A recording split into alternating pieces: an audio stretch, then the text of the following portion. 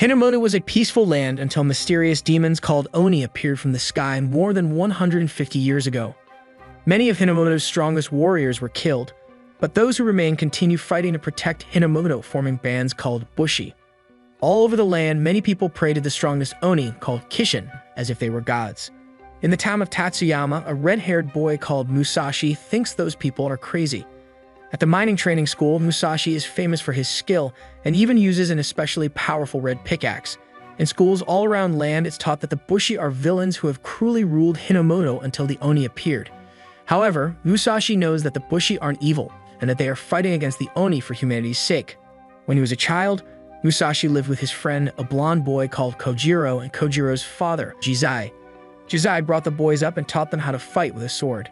After Jizai told them the Bushi are protectors of Hinamoto, Musashi and Kojiro decided to form the strongest band of Bushi in the world. After school, Musashi visits Kojiro and tells him the time has come to form a Bushi band. For the past 5 years, Musashi has been developing fighting techniques and secretly training to use his pickaxe as a sword to fight against the Oni. Kojiro doesn't believe Musashi is truly ready to fight and just wants him to live a normal life, which he never could.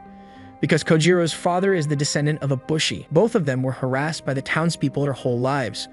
Kojiro tells Musashi he won't join him because his father might have lied to them about the Bushi being heroes. Getting angry, Musashi leaves, promising Kojiro he will prove to him that he is serious. The next day, the mining students head to work for the first time. As soon as they arrive at the mines, they realize the Oni are monsters, and they are expected to be their slaves. Everyone is terrified, but Musashi is ready to fight the Oni. Meanwhile, Kojiro finds Musashi's diary and realizes Musashi has been seriously training to fight the whole time he was at mining school. At the mines, Musashi tries attacking one of the Oni with a pickaxe, but the Oni overpowers him easily. He keeps bravely getting up and fighting until he finally gets captured. At that moment, Kojiro arrives on a bike called a Ketetsu mount, slamming it into the Oni and saving Musashi. Having brought Musashi's red pickaxe with him, he gives it to him. Seeing how monstrous the Oni are, Kojiro realizes his father was right about them being evil. With his red pickaxe back in his hands, Musashi uses a special technique to cut one of the Oni clean in half. Seeing this, the other Oni get angry and Musashi and Kojiro fight them together. Suddenly, a red Kishin descends from the sky in a ray of light. With Musashi and Tao, Kojiro rides his bike towards the Kishin, intending to fight him. Reaching the Kishin, the boys see it's a red egg-like creature with a bird's break. Musashi easily cuts it in half, but it quickly puts itself back together. When some of the townspeople bring the monster an offering of metal ore, the Kishin eats it and turns into a gigantic monster with 6 arms. In the commotion, Musashi and Kojiro follow the bike and Musashi loses consciousness. Grabbing Kojiro's sword, the Kishin swings him around and drags him through the dirt, but Kojiro still doesn't let go. He remembers his father told him a sword was a Bushi's pride and now he wants to protect it. After more struggling, the Kishin finally takes the sword and eats it, leaving Kojiro frustrated. Waking up, Musashi jumps onto the Kishin. Swinging his pickaxe repeatedly and dodging the Kishin's attacks, Musashi manages to open the Kishin's stomach and return Kojiro's sword back to him. With renewed passion, Kojiro decides to follow his ancestors' path and form a Bushi band with Musashi after all. Flying through the air, a huge fortress appears and countless Bushi-riding Ketetsu mounts descend from it. The Bushi are part of the Takeda band and their leader approaches Musashi and Kojiro, telling them the Kishin is still alive. At that moment, the Kishin regenerates and attacks once again, while the Takeda band fights back. The Kishin, angrier than ever, starts shooting red flames, but Musashi rushes towards him anyway, determined to beat him before anyone else. Seeing him, Maotora, a golden-eyed young man who is the Takeda band's leader, brings Musashi back to his camp. He tells him there is no way just one person can defeat a Kishin and that she should stop being so reckless. However, Musashi frees himself with raw strength and runs towards the Kishin again. Flying in the sky, countless Bushi from the Takeda band bring their magic together, while others restrain the Kishin with magic ropes. At that moment, Musashi hits the ground with his pickaxe, causing an avalanche that topples the Kishin, but also completely ruins the Bushi's attack. Having overheard that the Kishin's weakness is its horn, Musashi attacks it but breaks his pickaxe on it. Suddenly, Naotora appears and easily cuts the horn in half, finally killing the Kishin. As the Kishin dies, the Takeda band absorbs its energy and celebrates their victory. Kojiro is impressed, but Musashi is frustrated because they stole his glory. After the battle, Naotora approaches the 2 boys and tells Musashi he likes people who have guts and speak their mind, but Musashi is still angry at him. Naotori gives Musashi a large purple crystal, and the whole Teikita band leaves while laughing at him. Examining the crystal, Musashi and Kojiro realize is a device that shows the locations of various other Kishin. Reading one of his father's scrolls he brought with him, Kojiro finds out there are more than 100 Kishin in Hinamoto. They read that the Bushi's duty is slaying all the Kishin so that humanity can retake their world. When all Kishin are slain, the land will be unified and its unifier will become the new king of Hinamoto. Sometime later, Musashi and Kojiro leave Tatsuyama and go on a journey to find Kishin. A week later, the two boys are hungry and sick of traveling, having ran out of food. They stop by a river, but soon get attacked by a green-haired girl who wants to rob them. Having beaten Kojiro up, she fights Musashi, but soon realizes he is strong. Taking out two magical blades, she prepares to attack again, but when she hears a horn sounding in the distance, she steals the boys' Kitetsu mount and runs off somewhere. The girl arrives at a fortress where the Kosameda Bushi band resides. She reports to the band's captain, a green-haired man called Hideo. When he praises her for stealing the boy's bike, she is overjoyed. Soon, Musashi and Kojiro arrive at the same fortress. Inside, the green-haired girl cheerfully welcomes them and shows them around. It turns out there is a whole town inside the fortress. The girl, called Tsugumi, admits her whole family was killed by Oni while she was a child, but she considers the Kosameda band her family now. She became a Bushi because her older sister's dream was uniting the land and protecting its people. When Musashi tells her he is the same as her and has no family, Tsugumi takes a liking to him. Thinking Musashi and Kojiro are experienced Bushi, Hideo invites them for a feast. Talking to them, he notices they don't even know what Kitetsu is and realizes they are useless to him. Hideo changes his demeanor entirely and orders Tsugumi to capture Musashi and Kojiro. After locking the boys up, Hideo cruelly scolds Tsugumi for failing to bring powerful Bushi to him. He tells her he will have to mobilize the entire town when the Oni attack again, and Tsugumi is horrified, since all of the townspeople are either children or the elderly. Tsugumi returns to Musashi and Kojiro and explains to them that Kitetsu is the iron sand that Oni release when they die. Since Kitetsu has magical properties, Bushi use it to fight Oni. Tsugumi tells the boys that a herd of wild Oni is headed to the castle soon, and Musashi notices there is something wrong with her.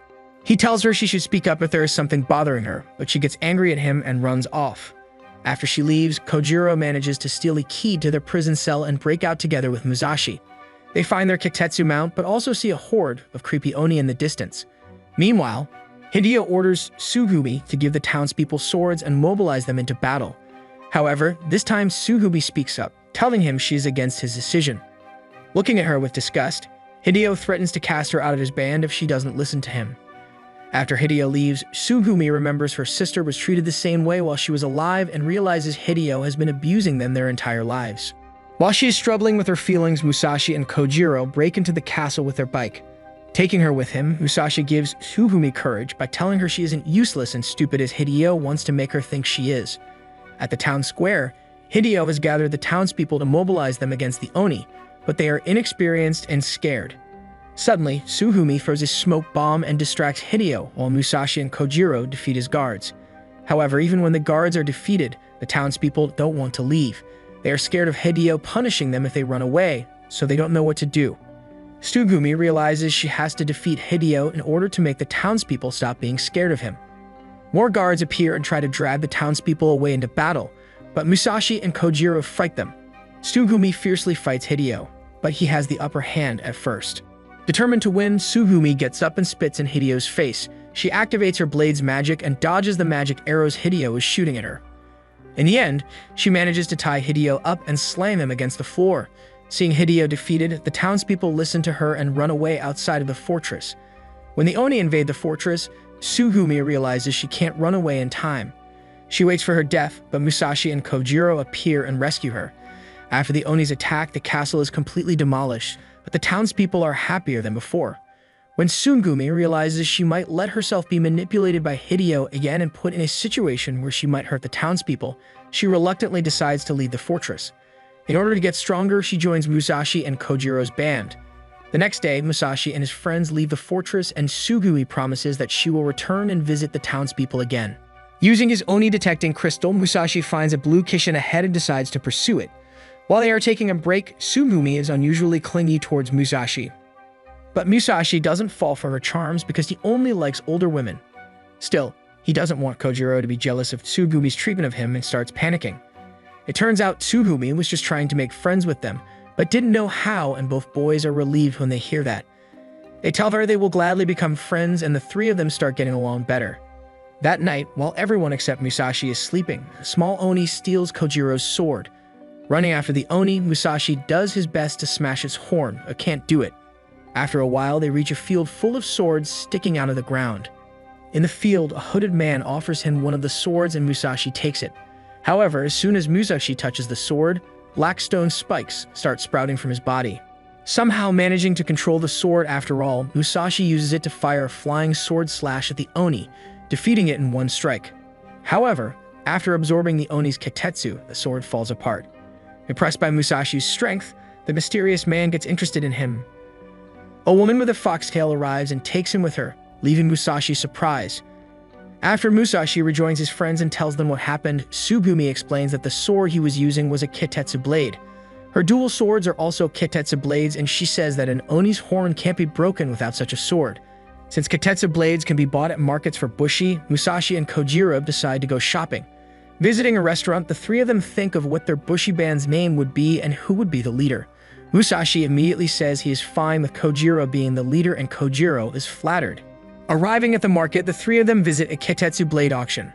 There, Musashi meets a silver-haired woman called Mitsuru, who gives him advice on choosing a sword. Musashi chooses a large red and black sword, while Kojiro chooses a long and elegant one. Taking his chosen sword in his hand, Musashi feels energy flowing through his body. At Kitetsu blade auctions, the blade chooses its master by testing his potential. Kojiro also grasps his sword and successfully passes the test, gaining a blue aura. Depending on the aura emanating from a Kitetsu blade user, the blade has different powers. While holding his sword, Musashi sees Kojiro's father getting killed by the people of his village. Inside a strange room, he sees an iron-colored girl who feels familiar to him. She hugs him and turns into a monster. In the outside world, Musashi's aura becomes black stones start growing on his body, and his sword falls to the ground. Hey, thank you for staying all the way till the end. If you enjoyed the video, give it a like. It takes only a second, but it means everything to us. Have a great day and see you in the next video.